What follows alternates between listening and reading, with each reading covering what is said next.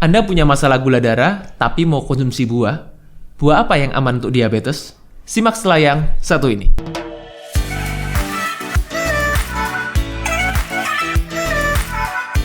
Oke, jadi sebelum masuk ke materinya, saya akan intro dulu, saya perkenalkan dulu yang ada di meja ini. Healthy Cook. Jadi Healthy Cook ini adalah provider makanan sehat yang berdomisili di Surabaya. Jadi ada cateringnya, juga ada cemilan-cemilan sehatnya juga. Spesialisasinya Healthy Cook ini adalah personalized healthy catering. Maksudnya gimana? Bukan healthy catering yang biasa, tapi juga bisa menyesuaikan dengan kebutuhan tiap orang perorangan. Sesuai goalnya, sesuai kondisi kesehatannya, yang disesuaikan dengan kebutuhan masing-masing individu. Oke, sekarang kita akan masuk ke materinya. Halo Sobat Sehat, jumpa lagi bersama dengan saya Dr. Hans di channel kesayangan kita SB30 Health episode Panas, panduan nutrisi tanpa sensor. Dan kali ini saya akan share mengenai buah apa sih yang aman untuk dikonsumsi orang yang punya masalah gula darah atau diabetes. Oke, jadi kita mulai dulu dengan bagaimana pandangan orang selama ini ketika orang punya masalah gula darah, entah itu prediabetes ataupun sudah diabetes. Kebanyakan orang akan berpikir seperti ini. Beberapa pasien saya atau mungkin sebagian besar bicaranya seperti ini. Ya stop konsumsi gula dok, jangan konsumsi yang manis-manis. Itu. Lalu yang paling banyak juga adalah ganti dengan buah. Ganti dengan gula buah. Itu sebabnya kalau nggak makan gula, ya udah makan buah aja. Makan buah apel, semangka, melon, jeruk, dan lain-lain. Karena mereka berpikir apa? Mereka berpikir bahwa gula buah itu adalah gula yang natural. Gula yang alami. Jadi gimana?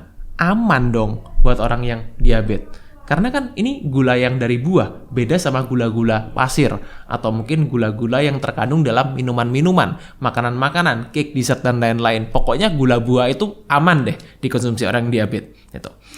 Ada juga yang bicara, ya boleh pilih buah dok, tapi pilih buah yang gak manis. Itu. Buat sobat sehat yang mungkin merasa bahwa gula buah itu gula natural, aman dikonsumsi, yang penting gulanya berasal dari buah, bisa tonton video saya sebelumnya yang bahas mengenai gula buah. Tapi kali ini saya ingin lebih fokus mengenai buah yang tidak manis. Karena ini juga banyak sekali terjadi pemikiran-pemikiran pada masyarakat kita atau mungkin di sobat sehat sekarang yang masih berpikir bahwa buah itu yang gak manis aman untuk dikonsumsi. Nah, kalau kita bicara mengenai buah tidak manis, ya masalahnya pertama gini, manis itu relatif, betul nggak? Beberapa orang berpikir bahwa yang suka dengan rasa manis atau biasa konsumsi cake, mereka ketika makan buah, ya mereka pikirnya ini nggak manis. Itu. Nah, beberapa buah yang seringkali dikatakan tidak manis, contohnya seperti golongan jeruk Sunkist.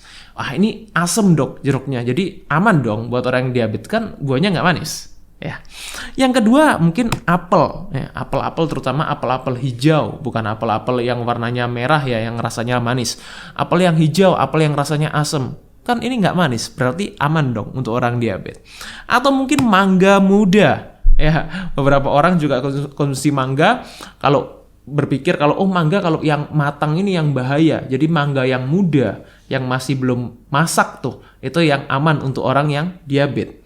Ada juga pisang. Nah, ini juga yang paling sering ya, karena kan pisang ini banyak sekali jenisnya, dan pisang itu mulai dari yang warnanya ada, bisa kalian lihat di sini ya. Jadi pisang itu ada degradasi warnanya ya. Jadi di sini kalau ada pisang yang warnanya mulai dari hijau sampai warnanya sampai coklat seperti ini. Nah, ini yang menunjukkan tingkat kematangan pisang.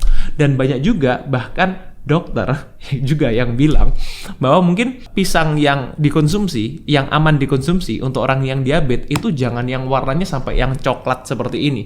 Jadi kalau masih warnanya kuning atau warnanya masih kehijauan, ini relatif lebih aman dikonsumsi untuk orang-orang yang punya masalah gula darah ataupun diabetes. Karena apa? Karena nggak manis, karena kadar gulanya tidak tinggi.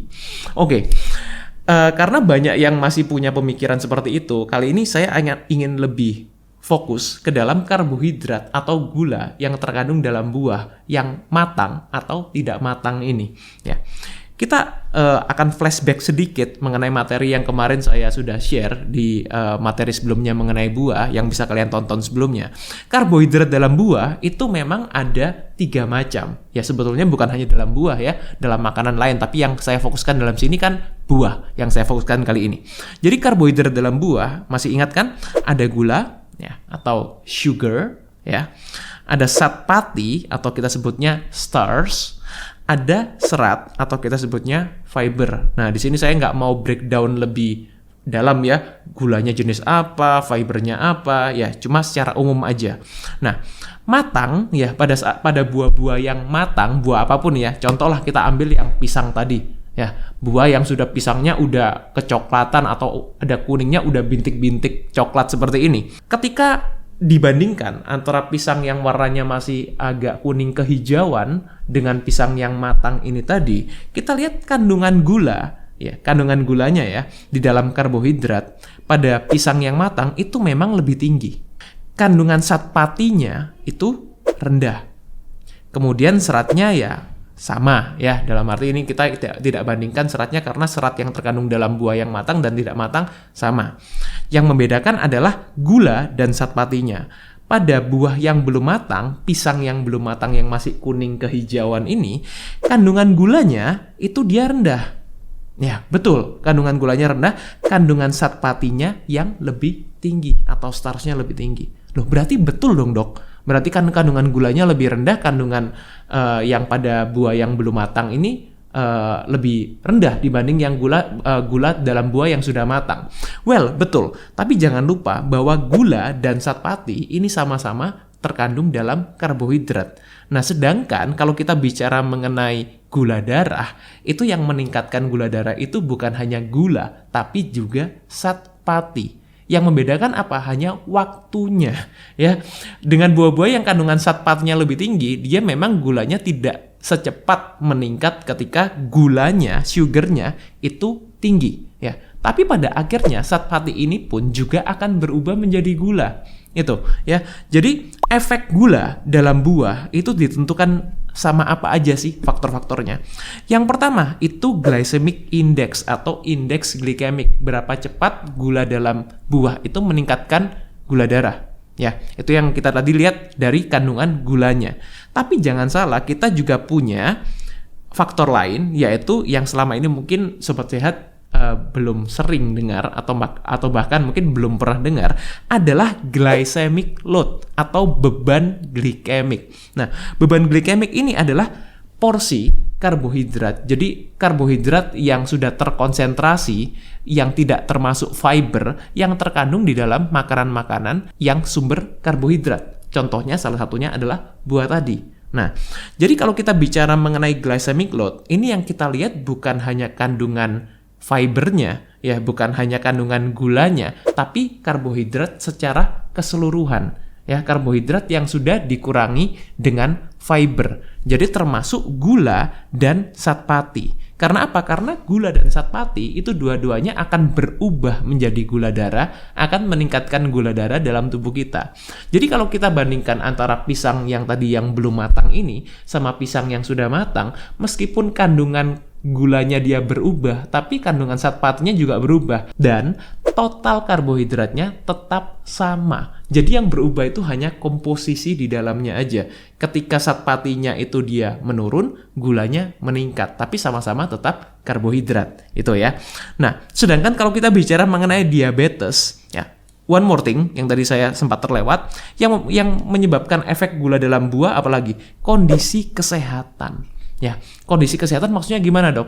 Ya, tentunya gini, ketika kita bicara mengenai buah untuk konsumsi buah pada orang yang sehat, ya, sehat di sini yang saya maksud adalah tidak punya masalah metabolik. Ya, contohnya nggak punya masalah gula darah, nggak punya masalah diabetes. Tentunya mau konsumsi buah yang matang, mau konsumsi buah yang tidak matang, atau mau konsumsi buah apapun, sebetulnya tidak ada masalah gitu ya, selama pola makan yang lainnya oke. Tapi yang konteksnya yang kita bicarakan di sini itu kan untuk orang yang punya masalah gula darah atau punya masalah diabetes. Tentunya mereka sudah punya gangguan metabolik di dalam tubuhnya. Nah, kita bicara mengenai diabetes ya. Diabetes yang paling sering, yang paling banyak terjadi di masyarakat kita adalah diabetes tipe 2 ya. Karena saya nggak bahas yang tipe 1 yang memang karena tidak bisa produksi pankreasnya. Yang kita bahas di sini adalah tipe 2 karena ini yang paling banyak terjadi di masyarakat kita. Tipe 2 itu terjadinya karena resistensi insulin. Nah, penyebabnya kenapa dok kok bisa sampai resistensi insulin? Penyebabnya karena hiperinsulinemia atau insulin yang tinggi secara terus-menerus yang melebihi batas normal. Kenapa kok bisa hiperinsulinemia dok? Karena hiperglikemi, karena gula darahnya yang tinggi terus-menerus dan berlebihan. Kenapa kok bisa hiperglikemi dok? Pertanyaannya gitu. Ya karena gula darahnya tinggi. Ya. Nah, sekarang yang menyebabkan gula darah tinggi ini apa? Kalau kita bicara mengenai pola makan, ya tentunya yang pemicu paling besar adalah karbohidrat. Nah, karbohidrat ini dapat dari mana? Ya dari mana aja. Ya, bisa dari makanan, bisa dari cemilan, bisa dari minuman, dan juga bisa dari buah-buahan. Ya, jadi sekali lagi yang saya ingin fokuskan di sini adalah mengenai buah, dan yang ingin saya underline ya, ingin saya garis bawahi di sini bahwa buah itu ketika kita konsumsi matang, konsumsi tidak matang itu kandungan karbohidratnya sama, hanya komposisi antara zat pati dan gulanya itu yang berubah itu. Tapi jangan lupakan bahwa zat pati ini pun ketika jumlahnya itu menurun pada saat buah itu belum matang, itu juga akan meningkatkan gula darah juga, akan menyebabkan gula darah yang naik terus-menerus juga ketika kita konsumsinya berlebihan ya. Jadi solusinya gimana dok? Itu ya, ini kan paling penting ya. Solusinya gimana? Oke, jadi buat kalian ya yang mau konsumsi buah, terutama untuk orang-orang yang sudah punya masalah gula darah, entah itu prediabetes, entah itu diabetes, ini solusinya buat kalian. Dengarkan baik-baik ya. Yang pertama, konsumsi lebih banyak sayur dibanding buah. Bukan berarti nggak boleh konsumsi buah ya, tapi karena selama ini banyak orang yang berpikir bahwa sayur-sayuran dan buah-buahan itu selevel. Jadi kalau nggak suka konsumsi sayur, ya udah konsumsi buah aja dok. No, ya. Jadi sayur dan buah itu punya profil nutrisi yang berbeda, yang jauh berbeda. Karena itu lebih utamakan sayur daripada buah. Yang kedua adalah pilih buah dengan glycemic load yang rendah. Karena selama ini banyak orang yang hanya fokus pada glycemic index. Contohnya seperti makanan-makanan yang punya glycemic index rendah itu dianggap makanan yang aman untuk diabetes. Sedangkan glycemic load-nya nggak diperhatikan. Nah, jadi karena itu pilih buah-buah seperti lemon, ya, kemudian alpukat, kemudian buah golongan berry-berryan, entah itu strawberry, blueberry, blackberry, dan lain-lain. Kemudian buah kelapa, itu contohnya. Jadi kelapa itu juga buah ya, coconut itu. Nah, itu buah-buah yang punya glycemic load rendah atau beban glikemik rendah yang aman untuk yang diabetes.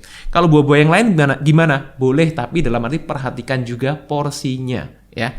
Jadi yang terakhir adalah perhatikan porsi. Kalau kalian pilih buah-buah, terutama untuk buah-buah yang punya glycemic load yang cukup tinggi, itu perlu sekali diperhatikan porsinya, termasuk juga buah-buah dengan glycemic load yang rendah tadi itu. Sesuaikan dengan BMR. Jadi kebutuhan tiap orang itu beda-beda.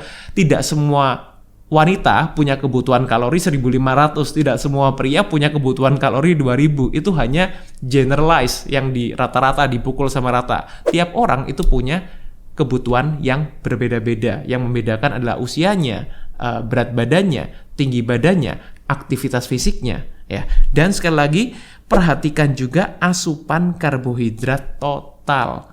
Karena apa? Karena buah itu hanya salah satu dari sekian banyak jenis karbohidrat. Jadi kalau ada yang tanya, dok konsumsi buah ini nggak apa-apa, konsumsi buah ini nggak apa-apa, konsumsi buah ini boleh dok. Ya saya susah jawabnya. Kenapa? Karena saya nggak tahu pola makan sobat sehat. Yang lain gimana? Karbohidrat, asupan karbohidrat yang lain gimana? Apakah sehari-hari makan roti, makan mie, makan nasi, makan bubur, ya makan kroffel, makan pancake? Ya, how do I know? Gimana saya tahu pola makannya? Jadi kita nggak bisa hanya melihat secuplik aja ya. Jadi makan mangga bolehnya berapa banyak? Makan pisang bolehnya berapa banyak dok? Makan apel bolehnya berapa banyak dok? Saya susah jawabnya karena saya nggak tahu karbohidrat total Anda asupannya sehari seberapa gitu ya. Jadi semoga ini bisa dipahami dan semoga sekarang sobat sehat lebih paham mengenai bahwa Buah itu bukan yang dipilih adalah yang aman untuk diabetes yang nggak matang. Kalau yang matang bahaya, nggak seperti itu. Ya, not as simple as that, tidak sesimpel itu. Jadi pahami kebutuhan Anda ya, dan jangan asal percaya. Termasuk jangan asal percaya omongan saya. Cek lagi omongan saya ini apakah benar atau tidak. Ya, semoga ini bisa bermanfaat buat sobat sehat, dan buat sobat sehat yang ingin dengar bincang-bincang yang lebih dalam, yang lebih seru, bisa juga cek di podcast kita 3H Hidup Happy Healthy. Stay fit and stay healthy. Dan kali ini saya akan share mengenai buah apa sih yang aman untuk dikonsumsi orang yang punya masalah gula darah atau diabetes. Selama ini ketika orang punya masalah gula darah, entah itu prediabetes ataupun sudah diabetes, kebanyakan orang akan berpikir seperti ini, ya stop konsumsi gula dok, jangan konsumsi yang manis-manis itu. Lalu yang paling banyak juga adalah ganti dengan buah, ganti dengan gula buah. Mereka berpikir bahwa gula buah itu adalah gula yang natural, gula yang alami. Jadi gimana? Jadi solusinya gimana dok? Jadi buat kalian ya yang mau konsumsi buah, terutama untuk orang-orang yang sudah punya masalah gula darah, entah itu prediabetes, entah itu diabetes, ini solusinya buat kalian. Dengarkan baik-baik ya. Yang pertama,